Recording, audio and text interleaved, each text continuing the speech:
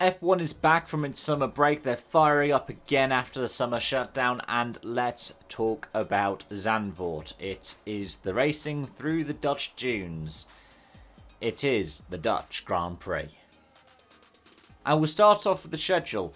We've only got the Super Cup and F1 Academy supporting this weekend. Such is the way with the reduced paddock that you have at Zandvoort. But for these drivers, if they are competing on their own national scenes, often they will have been to Zandvoort as either for testing or often, for example, if a British series has a round outside the UK, they'll usually go to Zandvoort. It's either there or Spa. Timings in terms of European time are 1 hour ahead of UK time. So I'll go through local time, just take an hour off the UK. F1 Academy FP1 at 10 past 10 on the Friday. F1 FP1 at 12:30.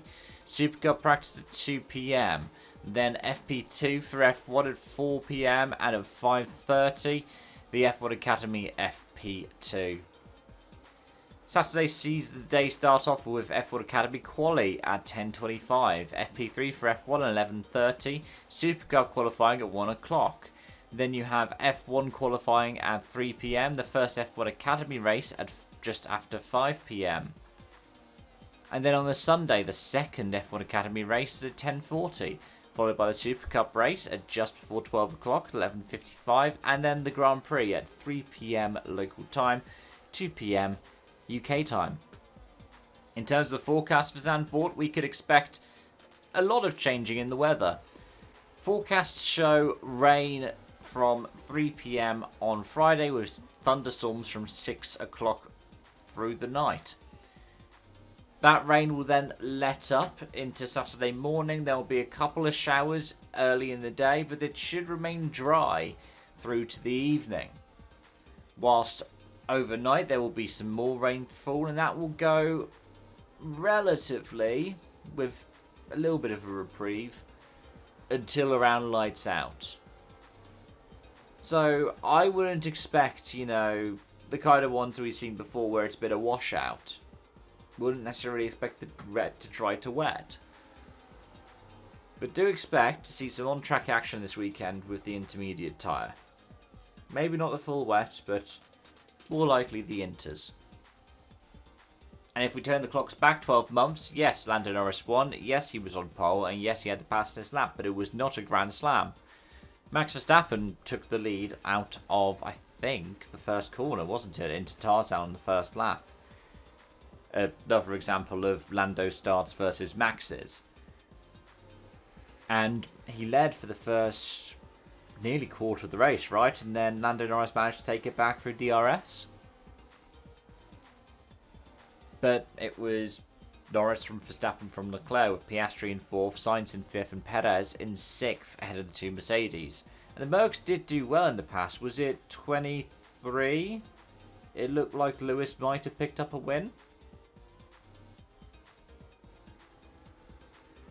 But yeah, it's interesting to talk about that because Zandvoort is its own track in terms of character, which makes the next section of this video a bit more interesting. In terms of ones to watch, well, you're always going to have to say McLaren, right? Now, does the relatively hometown hero end up getting a good performance? Does Max Verstappen have a good performance? I don't know. I don't know for sure. There is a chance that he could perform well. I would say the bits that would mean that he's more likely to perform well are the kind of things that made him go well at Suzuka. A more recent surface and the fact that you don't have to get up to really high speeds at Zandvoort.